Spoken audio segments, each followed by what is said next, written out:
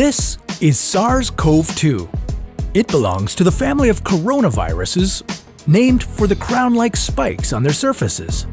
SARS-CoV-2 can cause COVID-19, a contagious viral infection that attacks primarily your throat and lungs. What actually happens in your body when you contract the coronavirus? What exactly causes your body to develop pneumonia? And how would a vaccine work? The coronavirus must infect living cells in order to reproduce. Let's have a closer look. Inside the virus, genetic material contains the information to make more copies of itself. A protein shell provides a hard protective enclosure for the genetic material as the virus travels between the people it infects. An outer envelope allows the virus to infect cells by merging with the cell's outer membrane. Projecting from the envelope are spikes of protein molecules. Both a typical influenza virus and the new coronavirus use their spikes like a key to get inside a cell in your body, where it takes over the cell's internal machinery, repurposing it to build the components of new viruses. When an infected person talks, coughs, or sneezes, droplets carrying the virus may land in your mouth or nose and then move into your lungs. Once inside your body, the virus comes in contact with cells in your throat, nose, or lungs. One spike on the virus inserts into a receptor molecule on your healthy cell membrane like a key in a lock. This action allows the virus to get inside your cell. A typical flu virus would travel inside a sac made from your cell membrane to your cell's nucleus that houses all its genetic material.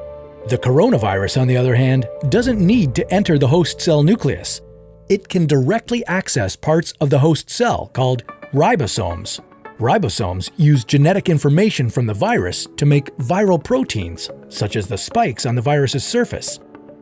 A packaging structure in your cell then carries the spikes in vesicles which merge with your cell's outer layer, the cell membrane. All the parts needed to create a new virus gather just beneath your cell's membrane. Then, a new virus begins to bud off from the cell's membrane. Now, with the virus spreading in your body, how can you develop pneumonia symptoms? For this, we'll have to look into your lungs. Each lung has separate sections called lobes. Normally, as you breathe, air moves freely through your trachea or windpipe, then through large tubes called bronchi, through smaller tubes called bronchioles, and finally into tiny sacs called alveoli. Your airways and alveoli are flexible and springy. When you breathe in, each air sac inflates like a small balloon. And when you exhale, the sacs deflate. Small blood vessels called capillaries surround your alveoli. Oxygen from the air you breathe passes into your capillaries, and then carbon dioxide from your body passes out of your capillaries into your alveoli so that your lungs can get rid of it when you exhale.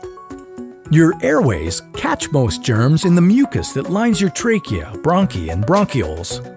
In a healthy body, hair-like cilia lining the tubes constantly push the mucus and germs out of your airways, where you might expel them by coughing. Normally, cells of your immune system attack viruses and germs that make it past your mucus and cilia and enter your alveoli. However, if your immune system is weakened, like in the case of a coronavirus infection, the virus can overwhelm your immune cells, and your bronchioles and alveoli become inflamed as your immune system attacks the multiplying viruses. The inflammation can cause your alveoli to fill with fluid, making it difficult for your body to get the oxygen it needs. You could develop lobar pneumonia, where one lobe of your lungs is affected, or you could have bronchopneumonia that affects many areas of both lungs. Pneumonia may cause difficulty breathing, chest pain, coughing, fever and chills, confusion, headache, muscle pain, and fatigue. It can also lead to more serious complications. Respiratory failure occurs when your breathing becomes so difficult that you need a machine called a ventilator to help you breathe. These are the machines that save lives and that medical device companies currently ramp up production for. Whether you would develop these symptoms depends on a lot of factors, such as your age and whether you already have an existing condition. While this all sounds scary, the push to develop a coronavirus vaccine is moving at high speed. Studies of other coronaviruses led most researchers to assume that people who have recovered from a SARS-CoV-2 infection could be protected from reinfection for a period of time. But that assumption needs to be backed by empirical evidence, and some studies suggest otherwise. There are several different approaches for a potential vaccine against the coronavirus. The basic idea is that you would get a shot that contains faint versions of the virus. The vaccine would expose your body to a version of the virus that is too weak to cause infection, but just strong enough to stimulate an immune response. Within a few weeks, cells in your immune system would make markers called antibodies, which would be specific for only the coronavirus, or specifically its spike protein. Antibodies then attach to the virus and prevent it from attaching to your cells. Your immune system then responds to signals from the antibodies by consuming and destroying the clumps of viruses. If you then catch the real virus at a later stage, your body would recognize it and destroy it. In other words, your immune system is now primed. Collecting evidence on whether this will be possible, safe, and effective is part of what's taking researchers so long to develop a vaccine. It's a race against time to develop a vaccine amid a pandemic. Each step in vaccine development usually takes months, if not years. An Ebola vaccine broke records by being ready in 5 years. The hope here is to develop one for the new coronavirus in a record-breaking 12 to 18 months. While all of this will take time, stay home if you can, to protect the most vulnerable. And don't forget to wash your hands for at least 20 seconds and as often as possible.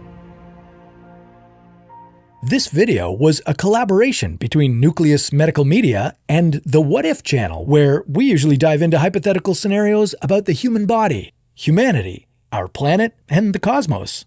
Check out our channel by visiting the link in the description below.